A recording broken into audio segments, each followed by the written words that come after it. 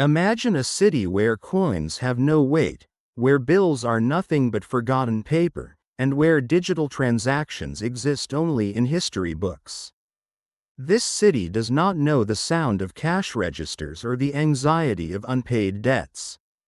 Instead, it breathes in harmony, fueled not by currency, but by trust, collaboration, and shared purpose.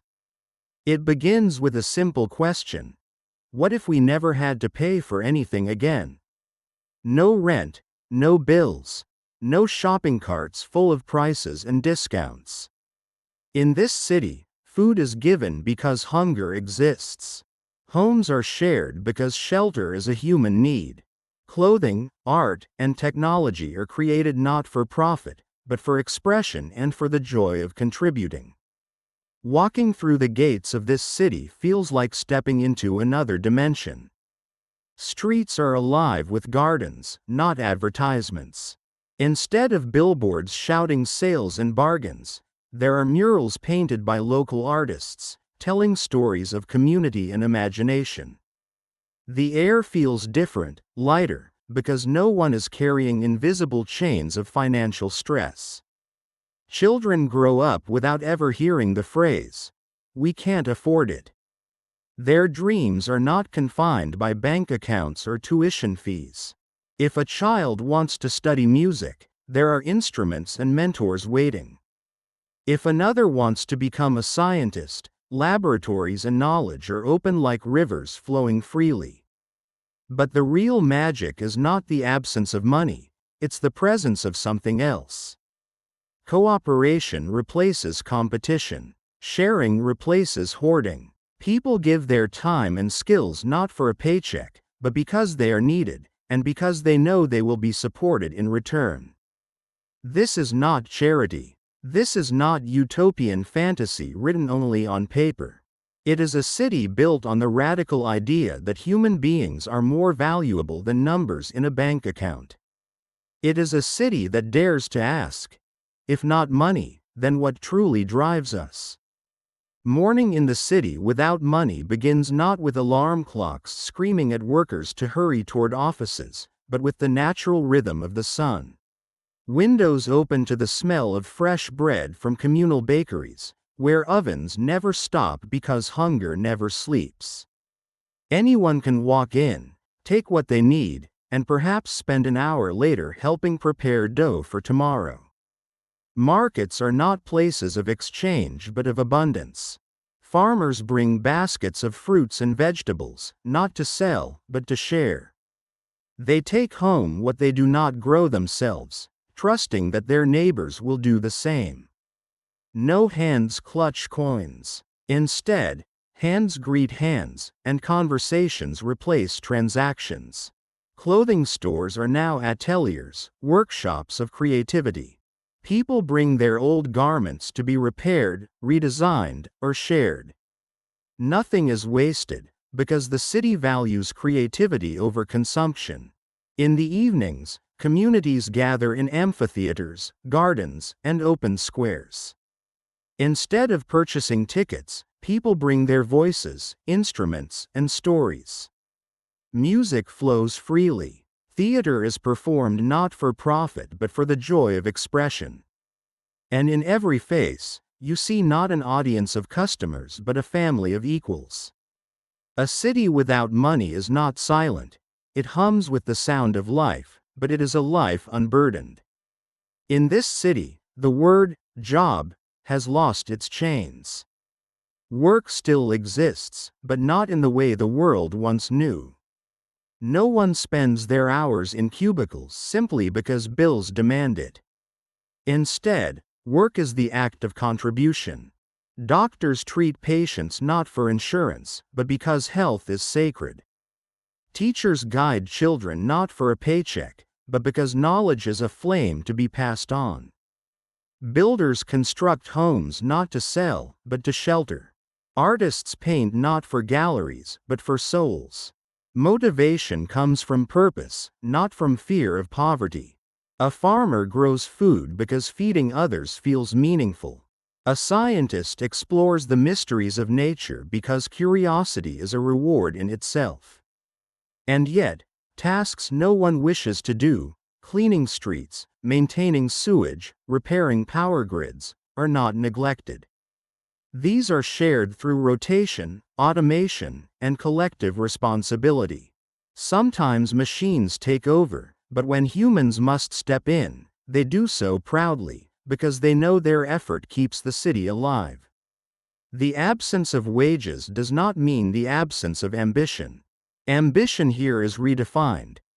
Not to earn more, but to give more, to create more, to understand more. Education is no longer locked behind tuition fees or admission gates. Schools and universities are open, not only for children but for anyone, at any age, ready to learn.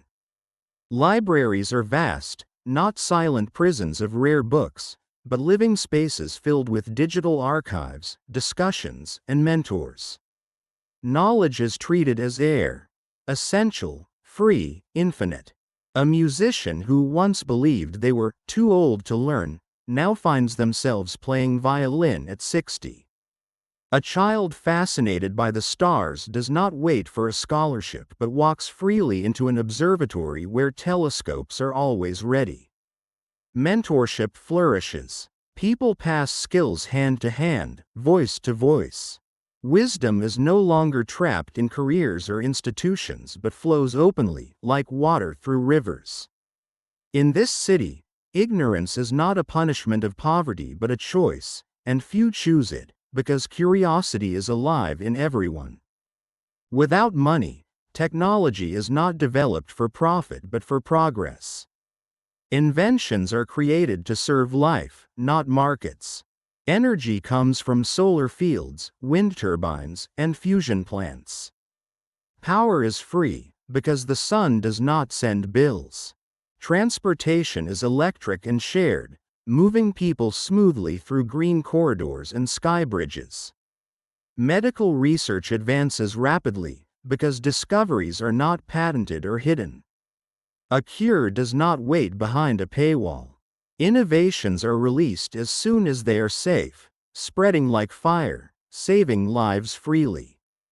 Yet, balance is sacred. The city knows that endless consumption destroys even without money. Resources are monitored, shared, and renewed. The guiding principle is not, how much can I own, but how much can we sustain? In a world without money, art has exploded like a supernova. Freed from the demand of profit, creativity flows unchained.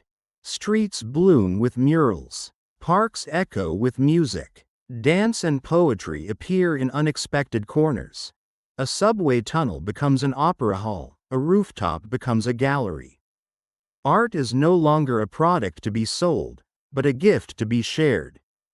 And because everyone has access to food, shelter, and education, every person can also afford to dream. Spiritual life thrives too. Temples, meditation halls, and quiet spaces are open to all, not tied to donations or wealth. In silence and celebration alike, people discover meaning not in ownership but in belonging. When money disappears, relationships change.